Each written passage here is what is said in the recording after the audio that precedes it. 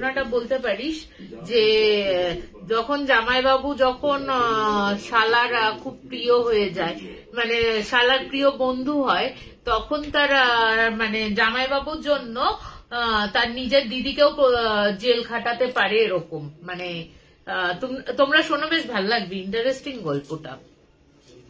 তো দাদার কাছে জেঠুর কাছে একদিন ফোন আসে, তার যে ইয়ে রয়েছে, শিষ্য রয়েছে, ওনার শিষ্যের কাছ থেকে একটা ফোন আসে।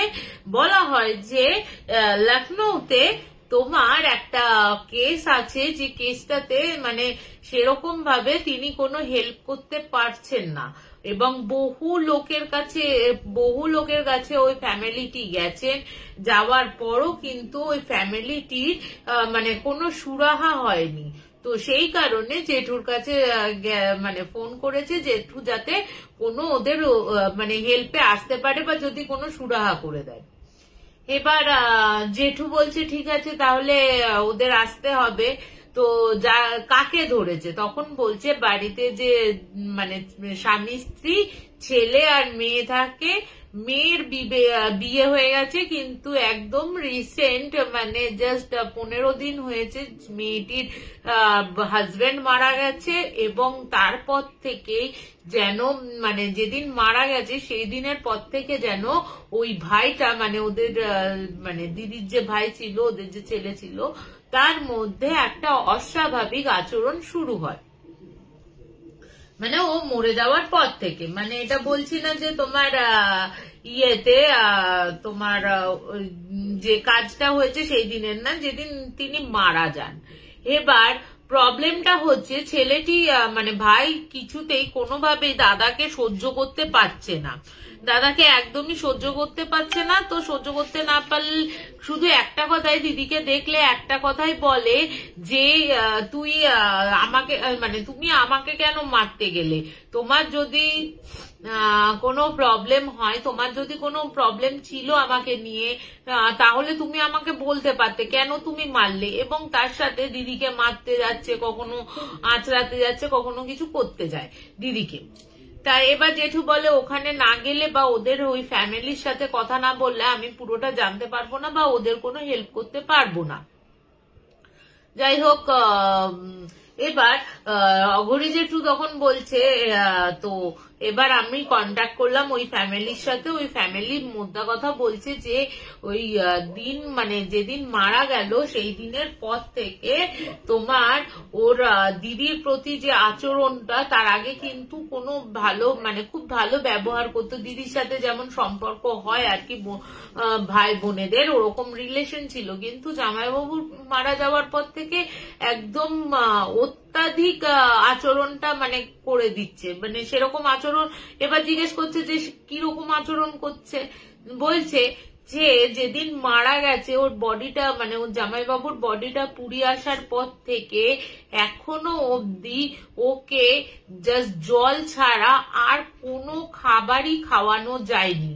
মানে সেই জলটাও সে যেন মনে হচ্ছে মানে যখন জল খাওয়ানো হচ্ছে তখন আরো দুজনকে লাগছে ওকে দৌড়ে বেঁধে জল খাওয়াতে, আদারওয়াইজ ওর খিদে নেই, ওর কোনো তেষ্টা নেই। এবং দিদিকে দেখলে বা দিদিকে বাড়ির ভেতর কিছু ইয়ে করতে দেখলেই সারাক্ষণ এক কথা বলে যাচ্ছে, তুমি কেন আমাকে মারলে, তুমি কেন আমাকে মারলে। এবার তো বলছে তাছাড়া আর কি ইয়ে হচ্ছে।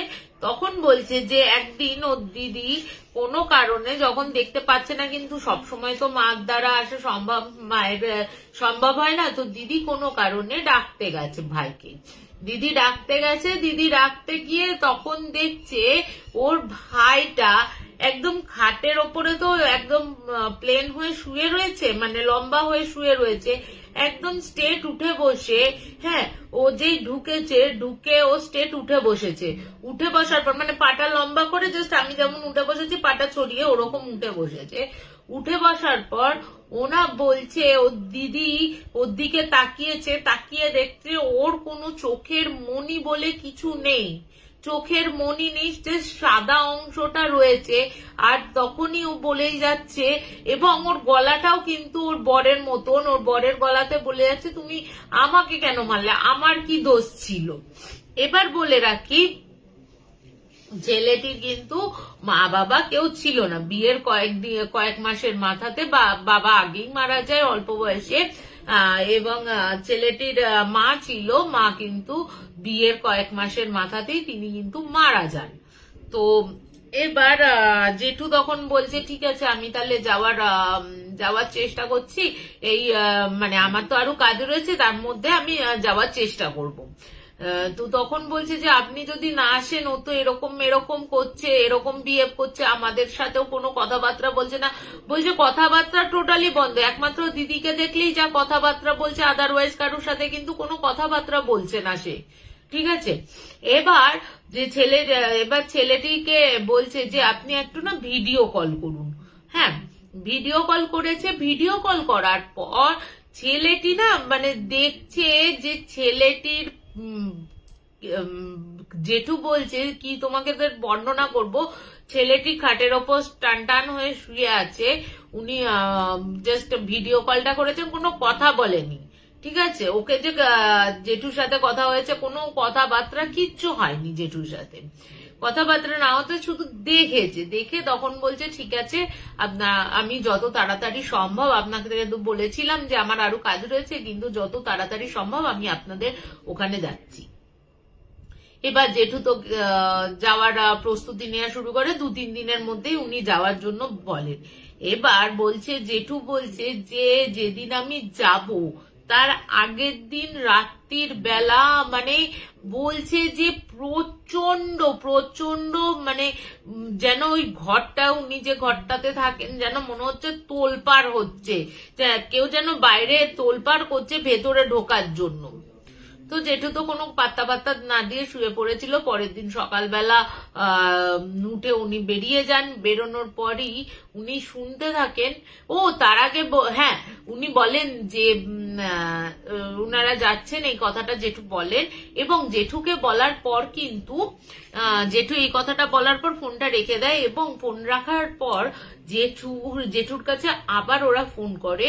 ফোন করার পর বলছে আমার ছেলে মানে যে মানে ফোন করেছিলেন ছেলেটির বাবা আর কি, সেই ছেলেটির বাবা বলছে যে আমার ছেলে টিকটিকির মতো ওই সিলিং এর ওপর উঠে বসে আছে, তাকে কোনোভাবে নিচে নামানো যাচ্ছে না।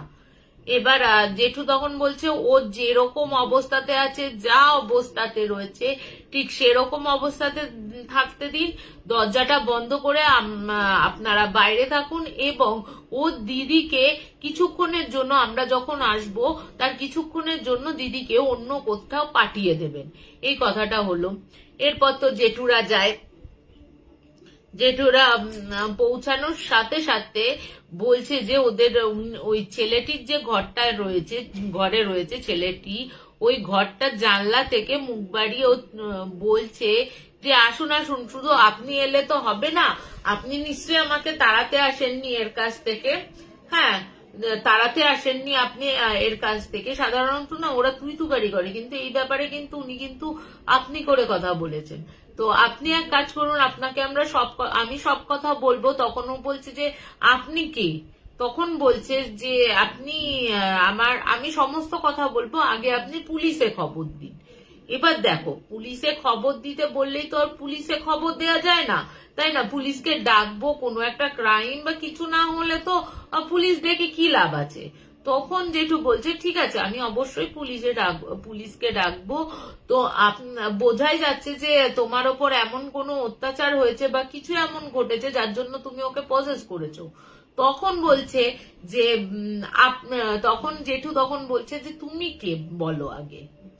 তখন বলছে আমি আপনার একটা কথারও উত্তর দেব না, আমি বরঞ্চ আমি যা কিছু বলার, যা কিছু করার আমি কিন্তু ওই পুলিশের সামনেই বলবো, আপনি পুলিশকে ডেকে নিয়ে আসুন।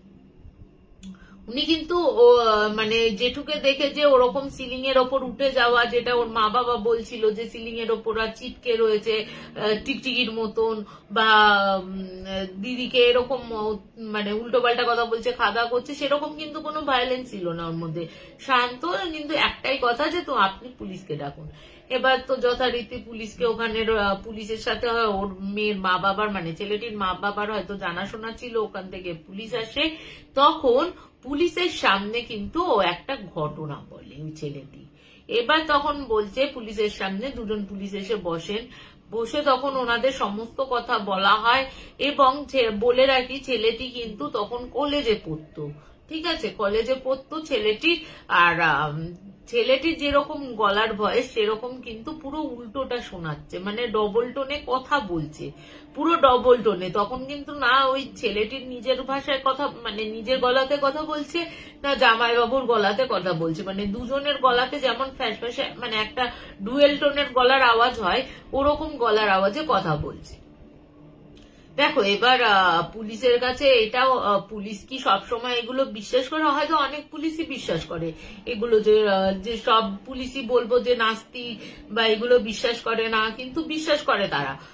তো তখন উনি বলছেন, যিনি ছিলেন আর কি, তিনি তখন বলছে আপনি কে, আপনাকেই বা ও কেন বলছে, আর এরকমই বা কেন বলছে যে ওর তাহলে কোনো মানসিক ইয়ে হয়েছে। তখন জেঠুর পরিচয়টা দেয়, জেঠুর পরিচয় দিয়ে বলছে, তখন বলছে যে এর কোনো মানসিক কিছু ব্যাপার নেই, একে কোনো একটা এন্টিটি ওকে পজেস করে রেখেছে। এবার তখন বলছে যে কোনো এন্টিটি নয়, ওরই আমি জামাইবাবু, ওর জামাইবাবুই আমি ঢুকেছি ওর শরীরে। এবার তো তখন বলছে যে ওর জামাইবাবু মানে তুমি কি করে ওর ইয়েতে ঢুকলে, তুমি তো পজেস কেন করেছো ওকে? তখন বলছে যে আমার বউ কোথায়? তখন বলছে যে তোমার বউ তো অন্য বাড়িতে রয়েছে। তখন বলছে ঠিক আছে, আপনাদের একটা কথা বলছি, কিন্তু আমার যে কথাগুলো বলবো তারপরে কিন্তু তারপরে যে কথাগুলো বলছে আর কি, তখন ওই ভাইয়ের কথাগুলোতে বলছে যে এই কথাগুলো যখন বলবো আমি, এই কথাগুলো বলার পর আপনি কিন্তু আমার দিদিকে অ্যারেস্ট করবেন আপনারা। এবার তোমরা ভাবো যে এত বড় কথা বলছে, মানে তার নিজের সত্তাতে ফিরে এসছে, মানে ডুয়েল সত্তা ইউজ হচ্ছে, মানে সে তখন বুঝতে পারছে ওকে ইয়ে করেছে, মানে ছেলেটার ভয়েসেই বা কি করে কথা বলছে, এই কথাগুলো বলছে, সেটাও একটা অদ্ভুত ব্যাপার। তো যাই হোক, এবার বলা শুরু করলো যে তার জামাইবাবুর সাথে না। এবার তখন বলছে যে আগে তো আমার বউয়ের সাথে তো বিয়ে হওয়ার কথা ছিল না, আমার বউয়ের অন্য একটা ফ্যামিলির লোক, মানে ফ্যামিলির ছেলেকে তার পছন্দ ছিল, কিন্তু তার বাড়ির লোকের কোনো ইয়েতে, তোমার বাড়ির লোকের অপছন্দতে তোমার ছেলেটি কিন্তু তোমার ছেলেটির সাথে বিয়ে দেয় না, এবং তারপরে আমার সাথে সম্বন্ধ করে বিয়ে হয়। কিন্তু বিয়ের পর থেকে মোটামুটি 1-1.5 মাস পর থেকে আমি খেয়াল করতে থাকি মেয়েটির, মানে আমার বউয়ের কোনো মানে সংসারের দিকে মন নেই, বা সে যে চাকরি বাকরিও করবে, চাকরি বাকরির দিকে মন আছে, সেই দিকেও তার কিন্তু কোনো মন নেই। কিন্তু তার কাছে মাঝে সাঝেই একটা ফোন কল আসে, এবং ওর সাথে কিন্তু ঘন্টার পর ঘন্টা সে কিন্তু কাটায়। এই করতে করতে সন্দেহ যখন তার তুঙ্গে উঠে গেল, তখন কিন্তু ও একবার চাপ দিয়ে, মানে ও বাইরে, মানে কোথাও বেরোনোর প্ল্যান করেছিল, মানে অফিসের ট্যুরে বেরোনোর প্ল্যান করেছিল, এবং ও তো বেরিয়ে চলে যায়, কিন্তু ও তো বেরোবে না, বউকে তো ধরার জন্য চেষ্টা করছিল যে ও কি সত্যি চিট করছে না সত্যি কোনো বন্ধু। কিন্তু পরবর্তী সময় ও যখন আসে, অসময়ে এসে যখন দরজার লক খুলেছে, মানে নিজে চাবি নিয়ে গেছিল, ওর কাছে যে চাবি ছিল ঘরের, নিয়ে গিয়ে দেখে ওই ছেলেটির সাথে একদম অসংলগ্ন অবস্থায় তার বউকে বিছানায় পাওয়া যায়। তারপর থেকে কিন্তু ছেলেটি বলে যে মা বাবাকে জানাবে, মানে তার শ্বশুর শাশুড়িকে জানাবে যে তার মেয়ের কীর্তিগুলো কি হয়েছে না হয়েছে, সে কি কীর্তি করেছে। কিন্তু তার বউ পরবর্তী সময়ে তার ভুল বুঝতে পারে এবং তার হাতে পায়ে ধরে ক্ষমা চায়, এবং বাড়িতে না জানানোর কোনো প্ল্যান করে যে তুমি বলো না আমার বাড়িতে, আমি তো একটা ভুল করেছি, সব ভুলেরই তো একটা ক্ষমা হয়, এই ব্যাপারে তুমি আমাকে ক্ষমা করে দাও। তো যাই হোক, ছেলেটিও খুব ভালো ছিল বলে ছেলেটিও কিন্তু তোমার মাফ করে দেয়। তারপর থেকে তোমার 1 সপ্তাহ পর থেকে ছেলেটির শরীরে অসহ্য ব্যথা শুরু হয়, অসহ্য ব্যথা, গায়ে হাত পায়ে যন্ত্রণা, তার সাথে অসম্ভব রকমের বমি এবং চোখে মানে কি হয় না, চোখে মুখে প্রায় অন্ধকার দেখে অজ্ঞান হয়ে যাচ্ছে। মেয়েটিকে যখন ওই ছেলেটি বলছে যে আমার শরীরটা খারাপ, তুমি আমাকে হসপিটালে নিয়ে যাও, তখন কিন্তু ছেলেটি কোনো পাত্তা দেয়, মানে সরি তার বউটি মানে মেয়েটি কোনো পাত্তা দেয় না। মানে ওষুধের দোকান থেকে ওষুধ এনে বলে কয়ে ওষুধ এনে তাকে খাওয়ানো হচ্ছে দিনের পর দিন। এবার ছেলেটির মনেও কিন্তু হয়তো ওর সন্দেহ হয়েছে। দেখো, একবার যদি সন্দেহ ঢোকে মনে অপর প্রান্তের প্রতি, তোমার কিন্তু একটু কিছু হলে কিন্তু সন্দেহটা হবে। ওরও হয়তো কিছু সন্দেহ হয়েছিল, তখন ওর সন্দেহ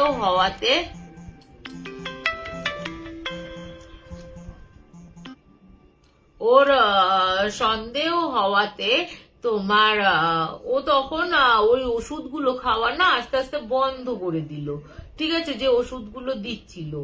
পরে ও যখন একটু সুস্থ হয়, একটু ওর কলিগের সাহায্য নিয়ে তখন জানতে পারে যে এসে গেছিল।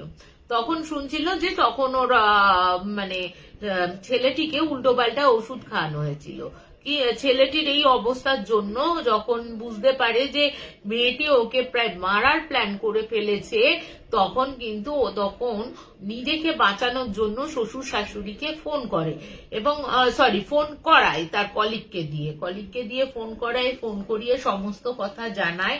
এবং এই কথা শোনার পর কিন্তু ওই ওনার মা বাবা মানে মেয়েটির মা বাবা কিন্তু জামাইয়ের কাছে চলে যায় ওখানে। এবং বলে রাখি, লখনৌতেই ওদের কিন্তু তোমার বাড়ির বেশি দূরে ছিল না, বাড়ি ভাড়া করে মানে বাড়িটা ওদের লখনৌতেই ওনারা চলে যান। ওখানে গিয়ে দেখছেন সত্যি জামাইয়ের অবস্থা খুব খারাপ এবং সমান তালে বমি করছে, কোনো ওষুধপত্র কিছু খাচ্ছে না। এবং যখন দেখে যে তোর শ্বশুর শাশুড়ি এসে উপস্থিত রয়েছে, ও তার আগে বলতে ভুলে গেছি, এইটুকু বলার আগে বলি, ও কিন্তু ওই হসপিটালে কিন্তু 2-3 বার কিন্তু ভর্তিও হয়েছিল। এবং ওই যে বলেছিলাম না যে ডাক্তার কলিগকে করেছিল, যখন দেখছে যে খুব অবস্থা খারাপ, ওই কলিগই কিন্তু প্রত্যেকদিন এসে বন্ধুর খোঁজ খবর নিয়ে যেত এবং অবস্থা খারাপ দেখে 2-3 বার কিন্তু ওই তোমার ওই কলিগই কিন্তু হসপিটালে ভর্তি করায়, তার দায়িত্ব নিয়ে সমস্ত কিছু নিয়ে। কিন্তু ডাক্তাররাও কিন্তু তার কোনো সিমটম বুঝতে পারছিল না, বিভিন্ন পরীক্ষা নিরীক্ষা করছিল, তেমন কোনো ফল খুঁজে পাচ্ছিল না। ঠিক আছে, এরপরে তোমার যখন করা হলো, যখন ওর শ্বশুর শাশুড়ি বাড়িতে এলো, শ্বশুর শাশুড়িকে জানানো হলো, তখন ওই জামাইয়ের এরকম খারাপ অবস্থা দেখে শ্বশুর শাশুড়িরা তখন হসপিটালে আবার ভর্তি করে।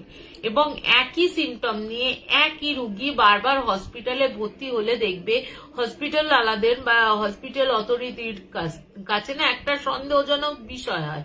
কিন্তু সেবার ভর্তি করার 2 দিনের মাথায় কিন্তু ছেলেটি মারা যায়, মানে জামাই মারা যায়।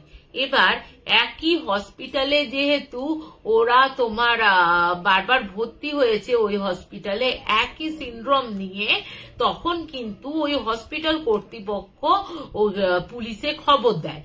পুলিশে খবর দেওয়ার পর পুলিশ আসে, পুলিশ এসে বডিটাকে নিয়ে যাওয়ার ব্যবস্থা, মানে পোস্টমর্টম করার জন্য নিয়ে যাওয়ার ব্যবস্থা করে। কিন্তু ওই মেয়েটি প্রচন্ড কান্নায় ভেঙে পড়ে এবং যা অভিনয় করে আর কি নিজেকে বাঁচানোর জন্য, সেরকম অভিনয় করে এবং যাই বলো টাকা পয়সা খাইয়ে হোক পোস্টমর্টমের হাত থেকে কিন্তু পিএম এর হাত থেকে কিন্তু বডিটাকে রক্ষা করে এবং যথারীতি বডি নিয়ে চলে যায়। কাজ ওখানে গিয়ে অন্ত্যেষ্টিক্রিয়া সম্পন্ন করে মেয়েকে নিয়ে কিন্তু বাপের বাড়িতে তার শ্বশুর শাশুড়ি কিন্তু চলে আসে। এবং ছেলেটির যারা দুঃসম্পর্কের আত্মীয় ছিল তাদের সাথেও কন্ট্যাক্ট করা হয় এবং তারাও আসে, সমস্ত কাজকর্ম করে, সব যে যার তারপরে কাজকর্ম হয়ে যাওয়ার পর যে যার কিন্তু জায়গায় ফিরে যায়। এবার বলে রাখি, এবার হচ্ছে যখন ওরা বাড়িতে ফিরে আসলো তখন থেকে আমি ওকে মানে ছেলেটি তখন বলছে যে এরকম অবস্থা, মানে ছেলেটি কনফেস করেছে এই পুরো ঘটনাটা, যে তখন আমি এই ছেলেটিকে ধরি, তখন আমার মনে হয়েছিল যে এদেরও তো ছেলে এটা, ঠিক আছে, আর ও ছিল হচ্ছে আমার একমাত্র বন্ধু এখানকার, মানে এখনের, যে ও কত ভালো যে বন্ধু তুমি তাও কল্পনা করতে পারবে না। তবু ওকে আমি কিছু বলতে পারিনি যেহেতু অনেকটা ছোট ভাই কাম বন্ধু, তো সেই কারণে আমি ওকে মানে ওর ইয়েতে প্রবেশ করতে পেরেছি। এবার তখন বলছে যে তুই একে ধরে কি, মানে তুমি একে ধরে কেন ইয়ে করেছো, তুমি তো, তোমার যদি শাস্তি দেয়া থাকতো তুমি তো তোমার নিজের স্ত্রীকে প্রজেস করতে পারতে, তাই না? তো তখন বলছে না, আমার যে ইয়ে রয়েছে, আমার যে স্ত্রী রয়েছে সে কিন্তু তার প্রেমিকের সাথে গিয়ে কিন্তু তার দেহটা বন্ধন করে এসছে, দেহ বন্ধন করে রয়েছে, এবং তার মনেও হয়তো আমি কিন্তু মারা যাওয়ার পর এখানে যখন এসছে আমি কিন্তু ওকে বারবার স্বপ্ন দিয়েছি এবং মাঝে মাঝে দেখাও দিয়েছি, কিন্তু ওর ধারে কাছে যেতে পারতাম না যেহেতু ওর দেহটা বাঁধা ছিল, কিন্তু এই ভাইয়ের বডিটা তো আর বাঁধা ছিল না, সেহেতু কিন্তু আমি এই ভাইয়ের বডিটাকে পজেস করতে আরো বেশি পেরেছি, পজেস করতে পেরেছি। এবং আমি চাই আমার যে হত্যাকারী, তার মানে আমার যে বউ, তাকে আমি কিন্তু মানে অ্যারেস্ট করাতে চাই। তখন বলছে যে ঠিক আছে তোমাকে তো অ্যারেস্ট করাবো, কিন্তু তোমার তো মানে এভিডেন্স চাই, তোমার যে ইয়েটা রয়েছে তোমার তো এভিডেন্স চাই। তখন বলছে এভিডেন্স তো এভিডেন্স বলতে আমি নিজে তাহলে আবার আমাকে পজেস করতে হয়, এই ভাইকে পজেস করে তো আপনাদের কাছে ওখানে গিয়ে বলতে হয় সমস্ত কথা, আর না হলে হসপিটাল কর্তৃপক্ষ আর যে রয়েছে ওর প্রেমিক, এই দুটো মানুষকে অ্যারেস্ট করলে আপনি সমস্ত প্রমাণ সাপেক্ষ সবকিছু পেয়ে যাবেন। হসপিটাল কর্তৃপক্ষের কাছে গেলেও কিছুটা পাবেন, আর বাদ বাকি তো ওদের দুজনকে অ্যারেস্ট করলে আপনারা পেয়ে যাবে। এবার তখন জেঠু তখন বলছে যে আপনি এক কাজ, মানে তোমাকে মারা হলো কি করে?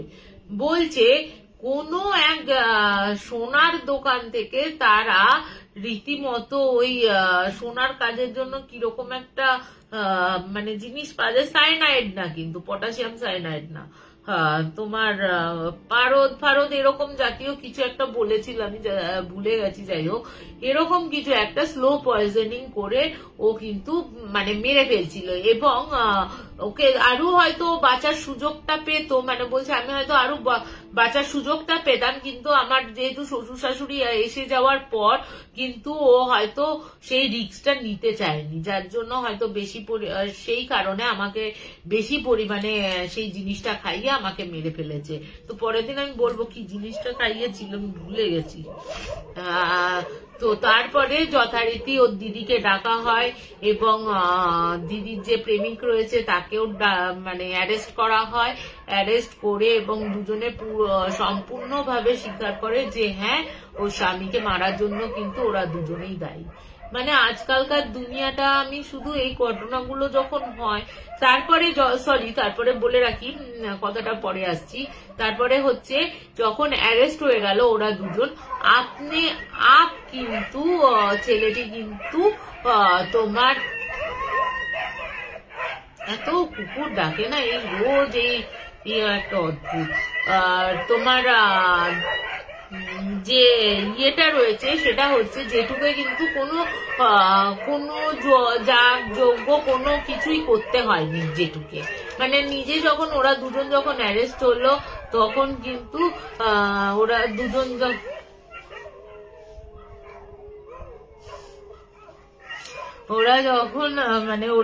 যখন অ্যারেস্ট হলো তখন কিন্তু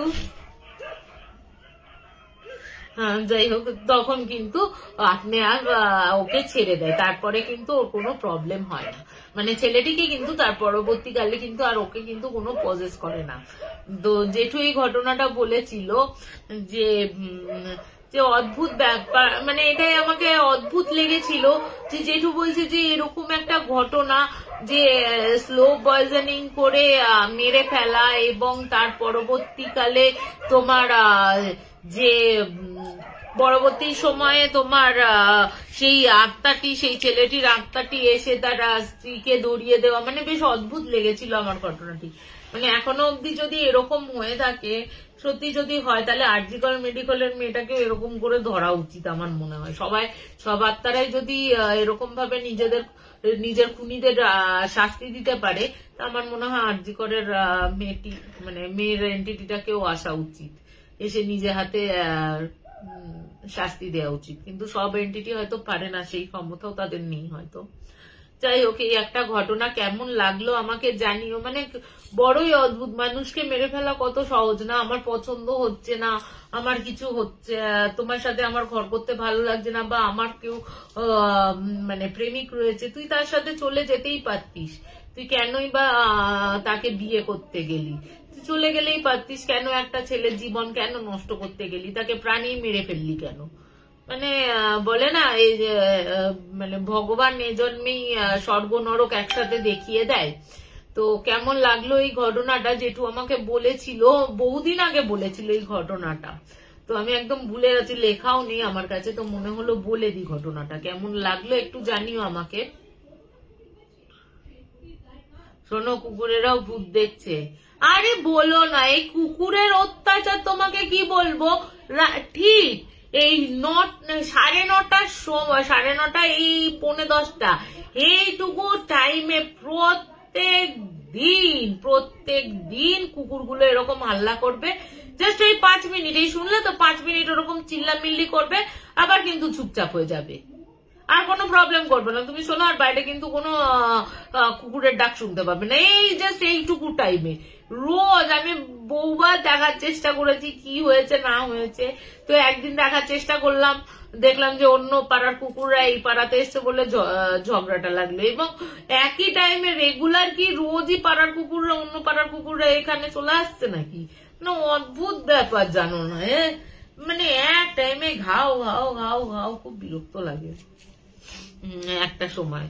মানে তারা থাকে শান্তিতে, মানে এই কুকুরগুলো খুব ভালো, আমার এই মানে সোসাইটির কুকুরগুলো না, স্ট্রিট ডগ কিন্তু খুব ভালো, তারা বেশ পাহারা দেয়, অন্য কাউকে ইয়ে করতে দেয় না, খুব ভালো। এবং সোসাইটির লোকেরাও কিন্তু ওদের খাবার দাবার দেয় বলে, যার জন্য তারাও মানে আমাদের খুব ভালো ইয়েতে রেখেছে।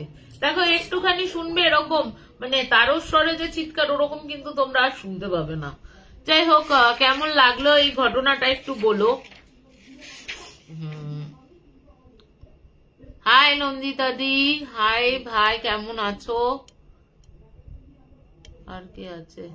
ও বর্ণালী দি, এই যে মেজ দিদি, কেমন আছিস বল, তোকে পরে ফোন করবো কালকে। স্বামীটার আরো আগে সাবধান হওয়া উচিত ছিল। হ্যাঁ, স্বামীটার আগে হয়তো যখন বুঝতে পেরেছে তখন আর হয়তো কিছু করারই ছিল না। যখন বুঝতে মানে একটু তো বলে না কি, মানে কপালে থাকলে, এই যে আমরা বলি কপালে যদি থাকে না এই 4টে আঙুলে, তাহলে কিন্তু দেখবে 4টে আঙুলে যেটা লিখে থাকবে সেটাই কিন্তু হবে। তো যাই হোক, আমি আর একটা ঘটনা বলে দিই। এই ঘটনাটা তোমার আমারই এখানে জসি বলে একটা ফ্রেন্ড আছে, পাঞ্জাবি ফ্রেন্ড। তো ওই ফ্রেন্ডের দাদার বাড়ির, মানে তার বাবার বাড়ির ঘটনা। তো ওর দাদা জলন্ধরের কাছে একটা জায়গায়, জলন্ধরের কোনো একটা গ্রামে একটা খুব সস্তায়, কম দামি, তোমার খুব সস্তায়, খুবই সস্তা একটা দোতলা ফার্ম হাউস, সামনেটা অনেক বড় জায়গা নিয়ে একটা ফার্ম হাউস কেনে। আজ দারুণ লাগছে তোমাকে ইন্দ্রানিধি, থ্যাংক ইউ ইন্দ্রানিধি। তা ওই এবার বলে রাখি, এবার একদিন আমাকে জাসি বলছে, জানিস তো, তো আমার দাদা যে ফার্ম হাউসটা কিনেছিল ওই ফার্ম হাউসটা জানিস তো ভালো না, ভুতুড়ে। এবার স্বাভাবিক ব্যাপার, প্যারানর্মালের ব্যাপার এলে একটু ইন্টারেস্ট হয়ে যায়। তো তখন আমি তখন জিজ্ঞেস করছি কি প্যারানর্মাল হয়েছে, তুই কি দেখেছিস? তখন ও তখন বলছে না রে আমি দেখিনি, তখন তো তুই জানতিস যে আমার শাশুড়ির পাটা ভেঙে গেছিল, তার জন্য আমি কিন্তু যেতে পারিনি। তো ওরা কিন্তু তোমাকে কিন্তু ওই যাই হোক ওরা কিন্তু ওই ফার্ম হাউসে 3 রাত্রিও কাটাতে পারেনি এবং বিভিন্ন ধরনের অদ্ভুত অদ্ভুত ঘটনা হয়েছে। তা তোরা যদি কিছু একটু করতে পারিস বা দেখতে পারিস একটু, তোরা তো এই দিকে ছিলিস। এবার তখন বলি ঠিক আছে আমরা দেখব। এই ঘটনাটা 2018-র ঘটনাটা বলছি আমি তোমাদের। তো এবার আমি হাজবেন্ডকে জানাই এবং ওর সাথে যে কথাবার্তা হয়, জাস্টির সাথে যে কথাবার্তা হয়, এবং জাস্টি বলে দেখ আমি জাস্ট মা বাবার কাছ থেকে কানে শুনেছি, আমি কিন্তু কোনো প্রত্যক্ষ পরোক্ষ কোনোভাবে কিছু দেখিনি আর কি। তো তখন আমি বললাম ঠিক আছে তাহলে আঙ্কেল আন্টির সাথে একটু কথা বলতে হবে আমার। তো তখনও বললো যে 2 সপ্তাহ বাদেই, মোটামুটি 2 সপ্তাহের মধ্যে আঙ্কেল আন্টি তার বাড়িতে আসছে। যখন আঙ্কেল আন্টি আসবে তখন সে কিন্তু তোমার সে আমাকে বলবে, সে ডাকবে। তো যথারীতি 2 সপ্তাহ বাদে একদিন জাসি বলছে যে তুই একবার আসবি, মা বাবা এসছে। তো আমি বললাম ঠিক আছে আসছি দাঁড়া। তো গেছি ওর ফ্ল্যাটে গিয়ে তখন আন্টির সাথে কথা হচ্ছে, তখন কাকুর সাথেও কথা হয়নি প্রথমে। এবার আন্টির সাথে কথা হচ্ছে এই ব্যাপারটা নিয়ে। আন্টি তখন বলছে আরে বলো না আমার ছেলে একটা ফার্ম হাউস কিনেছে, তো ফার্ম হাউসটার 2 তলা ফার্ম হাউস এবং সামনেটা বিশাল বড় জায়গা নিয়ে, এবং বলে রাখি যে জায়গাটায় ওই ফার্ম হাউসটা সেটা কিন্তু একটু মানে যে গ্রামটা রয়েছে গ্রামটার একদম শেষ প্রান্তে অবস্থিত। ওই বাড়িটার পর কিন্তু আর কোনো বাড়ি নেই, তারপর থেকে কিন্তু ক্ষেত রয়েছে এবং পেছনের দিকেও ক্ষেত রয়েছে। এরকম জায়গায় ওরা ফার্ম হাউসটা, খুব সুন্দর জায়গায় ফার্ম হাউসটা। এবার বলছে যে আমরা ঠিক করি যে আমাদের যে পুজো গুরু আছে সেই গুরুদেবের পুজো করব বলে, মানে গুরু নানকের হোক ইয়ে হোক শিবদের যে পুজোটা হয় সেই পুজো করব, এবং সেখানে আমরা ইয়ে করবো আর কি, গৃহপ্রবেশ করে ওই বাড়িটা হয়তো মানে ছুটি ছাটাই সেই বাড়িটাই কাটাতে আসবো, এরকম প্ল্যান ছিল। এবার যথারীতি ওরা তো 3 দিন কাটানোর জন্য প্রথম দিন ওই বাড়িতে যায়, কারণ তার পরের দিন ছিল পুজো। এবার যে আন্টি বলছে যে জানো তো মা, যে আমরা যেদিন গেলাম প্রথমত তো দরজা খুলতে পারছিলাম না, সে প্রচন্ড টানা হ্যাচড়া করতে করতে দরজাটা খুললো। দরজাটা খোলার পর আমরা তো বিভিন্ন জায়গা, তার আগে কিন্তু বাড়িটা মোটামুটি সেট করা হয়েছিল, জিনিসপত্র রাখা হয়েছিল ওখানে, এবং আরো কিছু আরো মানে ফার্ম হাউসটাও কিন্তু আধা ফার্নিশ ছিল এবং আরো কিছু জিনিসপত্র ওরা কিন্তু আগে ওই ফ্ল্যাটের মানে ওই বাড়িটার মধ্যে ফার্ম হাউসটার মধ্যে মানে ঢোকায়। তো তারপরে ওরা তো যথারীতি ঢুকে যায়। আন্টি বলছে আমরা তো সকালবেলা গিয়ে পৌঁছাই, প্রথমত দরজা খুলছিল না, কোনো রকমের ধাক্কাধাক্কি করার পর দরজাটা খুললো। দরজাটা খোলার পর আমি প্রথমেই বাথরুমে স্নান করতে যাই, ফ্রেশ হওয়ার পর বাথরুমে স্নান করতে যাব। আমাদের যে গুরু আছেন যিনি, তার ওই মন্দিরটা একটু মানে নিচেই, মন্দিরটা আমরা একটা জায়গায় স্থাপন করবো আর কি, ওই মানে মন্দির মূর্তি বসাবে এরকম করবো। তো সেই কারণে মানে ওই আন্টি বাথরুমে যান এবং আন্টি বলছে আমি যখন স্নান করছি এবং স্নান করা হয়ে গেছে আমার রীতিমতো, আমি যখন বেরোতে যাব ঠিক তখনই আমার চুলের পেছনটা কেউ যেন, মানে আন্টির বেশ লম্বা ঘন চুল আর কি, এত বয়স হয়ে গেছে তারপরেও তার লম্বা ঘন চুল, মানে পেছন থেকে কেউ যেন এরকম হ্যাচকা ধরে টেনেছে, এবার টেনে রেখে দিয়েছে। এবার আন্টি তো যেতে পারছে না, এবার যতবার এগোচ্ছে ততবার এরকম ভাবে টেনে, মানে পেছন থেকে এরকম ভাবে টেনে রেখেছে আর কি। এবার আন্টি তো বুঝতে পারছে না, আন্টি যতবার ঘাড় ঘোরাচ্ছে ততবার দেখছে কিছু নেই ওখানে, তোমার ওই জায়গাতে কিছু নেই, ওই তোমার আশেপাশে কিচ্ছু বোঝা যাচ্ছে না, যেমন উনি স্নান করেছে সেরকম, কিন্তু উনি কোনোভাবে এগোতে পারছেন না। এরপরে দেখছে যে আন্টি বলছে কেড়ে ছাড় ছাড়, এরকম যখন করছে তখন বলছে ঘাড়ের কাছটায় না পুরো ঠান্ডা শীতল হাওয়া মতন নিঃশ্বাস মানে পড়লো। ওই যখন নিঃশ্বাসটা পড়লো না, বিশ্বাস করবে না, আমার তখন আমি চিৎকার করে উঠেছি রীতিমতো। চিৎকার করে ওঠার পর আমি কিন্তু তোমার ইয়েতে তোমার চিৎকার করার পর আমি ছেলে বৌমা হাজবেন্ডকে ডাকছি, ওরাও দরজা খোলার চেষ্টা করছে, কিন্তু দরজা তো ভেতর থেকে আমি ছিটকিনিটা লাগিয়েছি, আমি কিছুতেই ওই ছিটকিনিতে আমি যেতে পারছি না, ছিটকিনির হাত অব্দি আমি যেতে পারছি না। যতবার যেতে যাচ্ছি ততবার যেন হ্যাটকা টানে কেউ পেছন দিকে আমাকে খিঁচছে। এরপরে তো কোনো ক্রমে সে মানে আন্টিটা বলছে যে আমি তো সে গুরুদেবের নাম করতে করতে বেশ খানিকক্ষণ বাদে, মোটামুটি 6-7 মিনিট হয়ে গেছে ওই টেনে রেখেছি, ওই 6-7 মিনিট বাদে চোখের সামনে, আমারই চোখের সামনে হঠাৎ করে দেখলাম ছিটকিনিটা আপনি আপ খুলে গেল। আপনি আপ খুলে যেতেই আমি হন্তদন্ত হয়ে বাইরে বেরিয়ে আসি, এবং বেরিয়ে আসার পর আমি আমার মানে ওদের সমস্ত কিছু বলি যেন কেউ ইয়ে করে রেখেছে। প্রথমে তো ওরা মানে বিশ্বাসই করছিল না, ওরা হেসে উড়িয়ে দিচ্ছিল যে তো তোমার কোনো ভুল হয়েছে, এরকম হয়েছে, এটা নতুন, যার কাছ থেকে কিনেছি এর আগে একজন ছিল, তাদের তো কোনো প্রবলেম ছিল না, দূর এইসব ভুলভাল কথা, এরকম ইয়ে হয়েছে, এরকম মাকে আর কি ভুলভাল বোঝাচ্ছে। এরপর কাকিমা এরপর আন্টি তোমার ফ্রেশ হয়ে গিয়ে পুজোর ঘরে সমস্ত জিনিস মানে সাজাচ্ছে, ঠাকুরের জিনিসপত্র সাজাচ্ছে। হঠাৎ করে মানে বলছে যে আমি আমার যে গুরুদেব আছে ওই গুরুদেবের ছবিটা তো উপরে মানে ছবির ফটোটা রাখছি, ফটোটা যতবার রাখছি ততবার উল্টে পড়ে যাচ্ছে, যতবার রাখছি ততবার যেন মনে হচ্ছে পেছন থেকে কেউ টোকা মারছে, উল্টে পড়ে যাচ্ছে। কোনোভাবে প্রদীপ জ্বালানো গেল না, কিচ্ছু করা গেল না।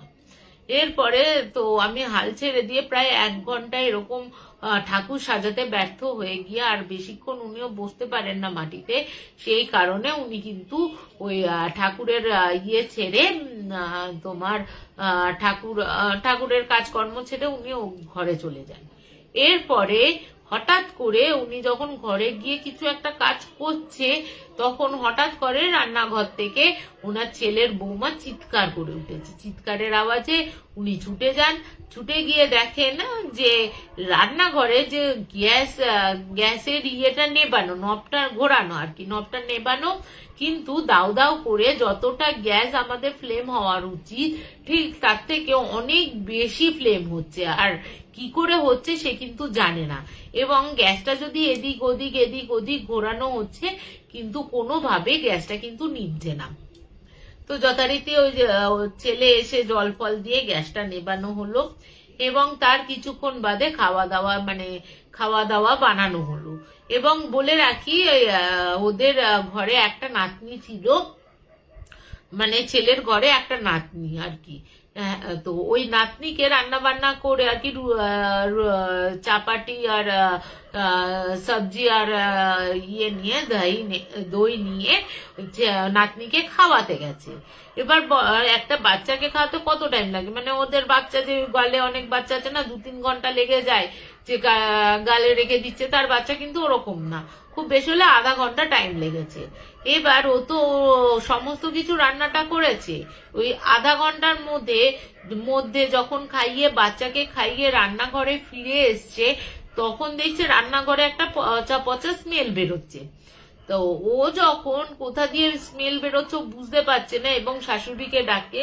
শাশুড়ি এসে যখন বলছে, যে শাশুড়ি বলছে কি হয়েছে, তো তখন বলছে যে এই দেখো কিরকম একটা বাজে গন্ধ বেরোচ্ছে না মা, এরকম এখান দিয়ে। তখন বলছে হ্যাঁ তাই তো, কোথা থেকে বেরোচ্ছে। এবার ওরা যখন খাবার দাবার খেয়ে মানে খুলেছে একে পুরো খাবারে মানে পুরো ছ্যাঁতলা হয়ে যায়, গেঁজলা বেরিয়ে যায়, দেখবে সে ওপরের ফাঙ্গাস হয়ে যায় না, ওরকম হয়ে গেছে। এবার ওরা দুজনেই তো অবাক হয়ে গেছে যে সদ্য রান্না করা খাবার আধা ঘন্টা আগে আমি তৈরি করেছি, তৈরি করে আমি আধা ঘন্টার মধ্যে এইরকম এইভাবে কি করে নষ্ট হয়ে যেতে পারে, এত গরমও তো পড়েনি। এরপরে তো ওদের তো খাওয়া দাওয়া ডকে উঠলো। ওর ওর দাদা হচ্ছে জাস্টির দাদা আর কি বাইরে থেকে হোটেল থেকে খাবারটা নিয়ে আসে। খাবারটা কোনো রকমে হয়। রাত্রির বেলা আবার জেগে সেই মানে যতবার ওরা খাবার তৈরি করছে ততবারই খাবার নষ্ট হয়ে যাচ্ছে। এমনকি তোমরা শুনেছো চা কখনো নষ্ট হয়ে যায়? চা নষ্ট হয়ে গেছে। আন্টি বলছে যে চাটা করে রেখে হাজবেন্ড ওয়াইফ আর বাচ্চা কোথাও বেরিয়েছিল এবং সেই সময় ও চাটা বসিয়েছে এবং তারা বেলটা বাজায়, তারা বাড়িতে ফিরে এসে বেলটা বাজায়। এবার চাটা বসিয়ে রেখে আমি দরজাটা খুলে রান্নাঘরে চাটা ছেঁকে মানে ওই আঙ্কেলকে দেবে বলে গেছে। গিয়ে দেখতে চাটা নষ্ট হয়ে গেছে, চাটার ওপর মানে সেই সাদা সাদা কি সব ভাসছে। বলছে অদ্ভুত ব্যাপার, চা কখনো নষ্ট হয়? তুমি শুনেছো চা নষ্ট হতে? আমরা দেখেছি। চা নষ্ট হয়ে গেল। এরপরে রাত্রির বেলা ওরা তো আর রাত্রিরের জন্য খাবার নিয়ে এসছিল, বলেছিল যে এরকম ভাবে দুবার নষ্ট হয়ে গেছে এবং চাটাও নষ্ট হয়ে গেছে দেখে ওরা তাড়াতাড়ি করে খাবারটা খেয়ে নেয়। কিন্তু বাইরে আনা খাবার কিন্তু কোনো নষ্ট হচ্ছে না, কিন্তু তুমি যদি রান্নাঘরে রাঁধতে যাও সেই খাবারই একমাত্র নষ্ট হয়ে যাচ্ছে। এরপরে নাতনিকে খাইয়ে দাদুর কাছে যখন দাদু আর নাতনিকে একসাথে খেতে দিয়ে ডিনার করিয়ে যখন দাদু আর নাতনি ঘুম পাড়াতে গেছে, নাতনিকে দাদু হঠাৎ করে দাদুর ঘর থেকে একটা আওয়াজ শোনা যাচ্ছে, গো গো গো গো, মানে কিছু একটা দেখে আঙ্কেল খুব ভয় পেয়েছে এবং গো গো গো গো আওয়াজ করছে, চিৎকার করতে পারছে না। এবার ওরা যখন খেতে বসেছে, ওরা তিনজনেই খেতে বসে ওরা তিনজনেই তোমার ওই আওয়াজ পেয়ে ওই আঙ্কেলের ঘরে যায়। আঙ্কেলের ঘরে গিয়ে দেখছে আঙ্কেলের নাতনির মতন ঘুমাচ্ছে। আঙ্কেল ওই আয়নার দিকে তাকিয়ে মানে ওদের খাটের উল্টো দিকে না মানে পাশটাতে একটা আয়না ছিল, ওই আয়নাতে তাকিয়ে উনি যেন মানে কিছু একটা আয়নাতে দেখেছে, ওরকম ভাবে স্থির হয়ে গোগো মুখে গোগো গোগো করে ওরকম আওয়াজ করছে। এরপর ওরা যখন গিয়ে বলছে কি হয়েছে তখন উনি কিছু কিন্তু বলতে পারছিলেন না। বেশ খানিকক্ষণ যাওয়ার পর উনি তখন বলছেন যে আমি শুয়ে রয়েছি, এইদিকে বাবা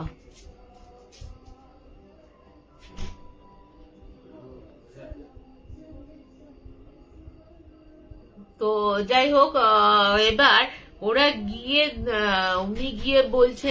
উনি তখন বলছেন যে আমি তখন দেখছি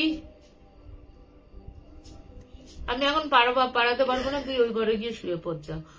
তো তোর বাবাও এখনই বেরোবে, যা বাবার কাছে দেরি আছে।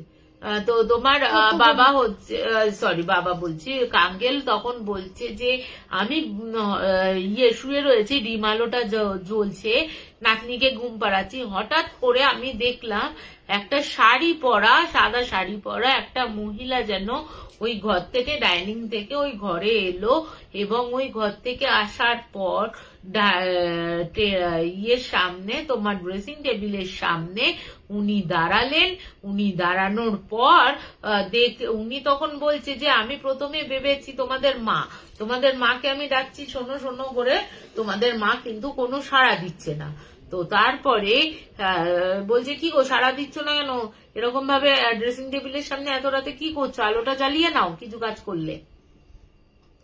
যখন আমি এই কথাটা বলেছি তখন ওই মহিলা বলছে ওনার দিকে ঘাটটা ঘোরানোর পর উনি দেখছেন যে মুখটা পুরো কালো কুচকুচে, যা চোখ নাক মুখ ঠোঁট কিচ্ছু নেই, জাস্ট একটা চামড়া, কালো পোড়া চামড়া ওনার দিকে মুখটা ফিরিয়েছে।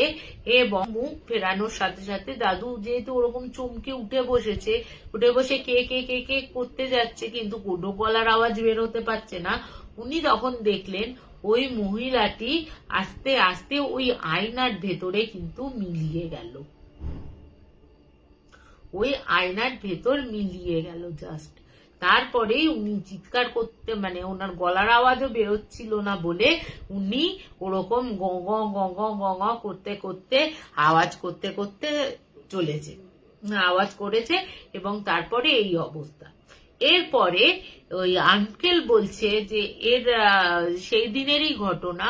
এবার নাতনিকে নিয়ে যেহেতু আঙ্কেল আন্টি শুতেন, তো হঠাৎ করে মাঝ রাত্রির বেলা দেখছে যেন খাটটার মধ্যে দুলুনি হচ্ছে, খাটটাতে দুলুনি হচ্ছে, এবং মনে হচ্ছে খাটটা যেন, আন্টি তখন ঘুমটা ভেঙেছে দুলুনির চোটে আন্টি আঙ্কেল তখন বলছে যে আমাদের যখন দুলুনিটা ঘুমটা ভাঙে আমরা তখন বুঝতে পারছি না যে কিসের জন্য দুলছে খাটটা।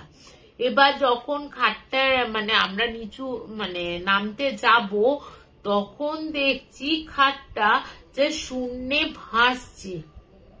তুমি ভাবো, তিনজন শুয়ে রয়েছে, সেই খাটটা শূন্যে ভাসছে, এবং এটা আঙ্কেল আন্টি দুজনেই কিন্তু দেখেছেন। এবার বলো তোমরা, একটা মানে বয়স্ক মানুষ কি ধরিয়ে এতটা মিথ্যে কথা বলবে? তারা তো ওই ভাং ইয়ে খেয়ে তো আর নেশা করে তো আর বলছে না তারা আমাকে, তাই না? সে তো ওরা চিৎকার করাতে ওরা ওদের চিৎকার শুনে ছেলে বৌমা উপরে নিচে নেবে আসে। নিচে নেবে আসার পর ওই ছেলে বৌমাও কিন্তু দেখছে খাটটা কিন্তু এরকম শূন্যে ভাসছে ওদের নিয়ে। তুমি রিয়েলাইজ করো একবার, তুমি শুয়ে আছো খাটে, মানে তারপরে তোমার মনে হলো কেউ ঝাঁকুনি দিচ্ছে, তুমি উঠে বসে দেখতে গেলে দেখছো যে খাটটাও শূন্যে ভাসছে। ভাবো কিরকম লাগে একবার। মানে তাদের বাচ্চাটা তো বাদ দাও, আন্টি আঙ্কেলের তখন কি অবস্থা ভাবো। এরপরে আন্টি আঙ্কেল বলছে যে এরপরে হঠাৎ করে দেখছি কি আমরা যখন ওরকম ইয়ে হচ্ছে, এবং না কি করেছে সঙ্গে সঙ্গে কি ওদের না ওই পবিত্র জল ফল নিয়ে এসে যে খাটের চারিদিকে ছড়ানো হয়, খাটটা ধূপ করে মাটিতে নেমে যায়, এবং সেটাও ছেলের বৌমা করে। এর আগে যেহেতু এরকম ঘটনা ঘটেছে, ও কিন্তু বুঝতে পারছে যে কিছু একটা রয়েছে, এবং ধপ করে নেমে যায়। ওরা তো কোনো মতেই ওই খাটে শুতে চায় না, যে ওরা ওই মানে ওদের ওই নিচের ঘরটা থেকে ডাইনিং এর দিকে বেরিয়েছে, দেখছে পোড়া গন্ধ বেরোচ্ছে, এবং কোথায় গন্ধ বেরোচ্ছে চারিদিক খুঁজছে, কোথাও কিছু পাচ্ছে না পোড়া গন্ধটা। হ্যাঁ, মানে বুঝতে পারছে না কোথায়।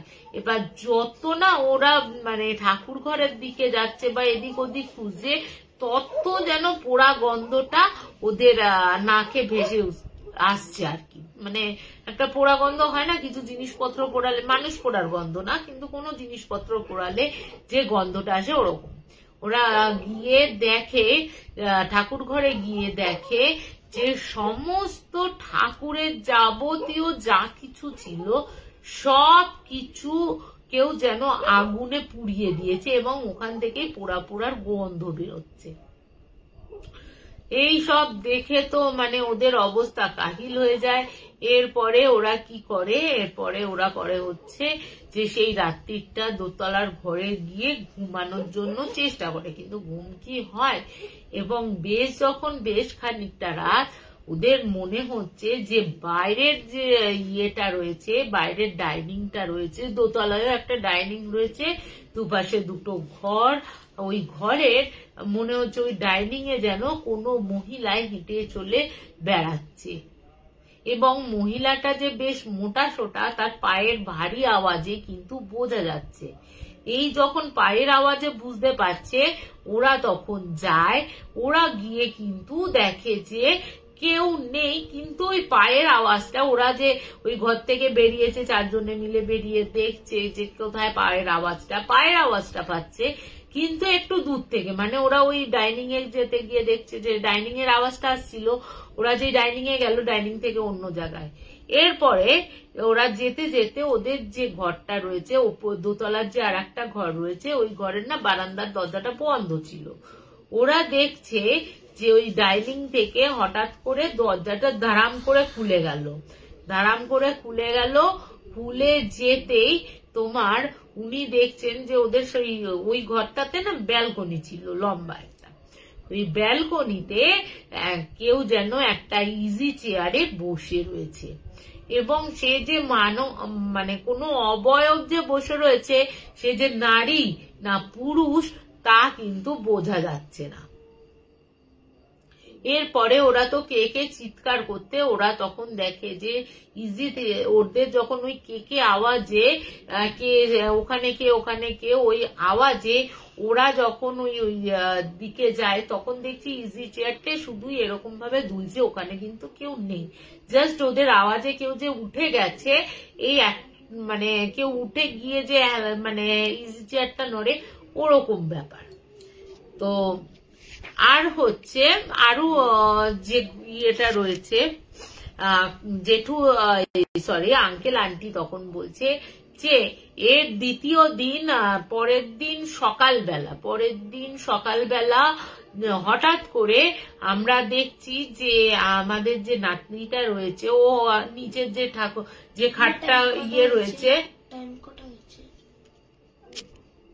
10:01 তোমার যে ঘরটায় ওই খাটটা উঠে যাচ্ছিল, সেই খাটের ওপর ও যেন কারোর সাথে বসে কথা বলছে, এবং কথাটা বলছে কিরকম ভাবে বলতো, একটা 6-7 বছরের বাচ্চা যেমন কথা বলে খেলা নিয়ে, এবং ওরাও দেখছে যে রান্নাবাটি খেলছে, রান্নার জিনিসপত্র নিয়ে খেলনা করছে, এবং অপোজিট থেকেও ও যে জিনিসগুলো দিচ্ছে সেইগুলোও কিন্তু কেউ যেন আস্তে করে কেউ হাতে নিয়ে রাখছে এরকম। এবার ওরা যখন দূর থেকে এটা দেখে, তখন ওর মা চিৎকার করে ওঠে যে বলছে, তুই কার সাথে কথা বলছিস? তখন ওর ওই বাচ্চাটি বলে, কেন দাদার সাথে কথা বলছি। বলছে দাদা বলতে ওর দাদুকে না দাদা করে, ওই দাদার সাথে কথা বলছি। বলছে তোর দাদা তো এইখানে রয়েছে, তুই কোন দাদার সাথে কথা বলছিস, তুই দেখা আমাকে দাদাকে। বলছে যা তুমি আসলে তো দাদা তো উধাও হয়ে গেল, চলে গেল তো জানলা দিয়ে।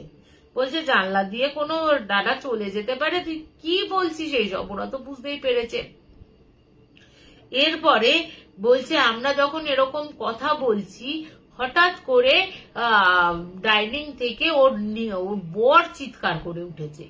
বর চিৎকার করতে ওর বর ও যখন বাইরে বেরিয়েছে, দেখছে যে বর সোফা সেটের ওপর যেখানটা বসেছিল, সেই সোফা সেটটা যেন একদিকে হেলে গেছে, মানে কেউ যেন হেলিয়ে দিয়েছে এক হাত দিয়ে ওপরে, আর ওর এরকম ভাবে হেলে রয়েছে। ওই দেখে ও চিৎকার চেঁচামেচি করে, ভয় পেয়ে গেছে। এইদিকে মেয়েও এরকম করছে। তো ও কি করে, ও তখন যথারীতি ঠাকুরের মানে ওদের যে ঠাকুর আছে, ওদের ঠাকুরের ইয়ে করে, কিন্তু তাতেও কিন্তু কোনো প্রবলেম সলভ হয় না। ও তো ভয় পেয়েও আর বসে থাকে না, ওই সোফা থেকে নেমে যায়। এরপরে শ্বশুর শাশুড়িরা খেতে বসে। খেতে যেই বসেছে, খেতে বসার পর মনে হচ্ছে কে যেন ওদের কানের কাছে বলছে, তোরা এখান থেকে চলে যা, এটা আমার এটা আমরা থাকি এখানে, এরকম যেন প্রত্যেকের কানের কাছে যেন বলছে। এটা ওরা শুনতে পাচ্ছে, কিন্তু আশেপাশে তো বুঝতে পারছে না কে কি বলছে। এবার ওরা কি করে, পরের দিন ওরা ঠিক করে যে ওদের বাড়িতে যে পুজো আশ্রা, মানে গুরুদেবকে ডাকা হবে এবং একটা পুজো আশ্রা হবে, এবং ওদের যে আত্মীয় স্বজন আসছে, ওদের আত্মীয় স্বজনও তোমার আসতে শুরু করে। এবার ওর মেয়েটির মা বাবা প্রথমে আসে, এবং মেয়েটির মা বাবা এবং ভাই প্রথমে আসে আত্মীয় স্বজনের মধ্যে। এবার মেয়েটির ভাই যখন উপরে তার গার্লফ্রেন্ডের সাথে কথা বলার জন্য উপরে যায়, ওপরে গিয়ে ও যখন কথা বলছে হঠাৎ করে ও ধারাম করে একটা আওয়াজ পায় ওরা নিচে আওয়াজ পেতেই কি হয়েছে ওর ভাইকে ডাকছে, ওর ভাইয়ের কোনো সারা শব্দ নেই। ওরা ওপরে গিয়ে দেখে ডাইনিং এর ওপর ডাইনিং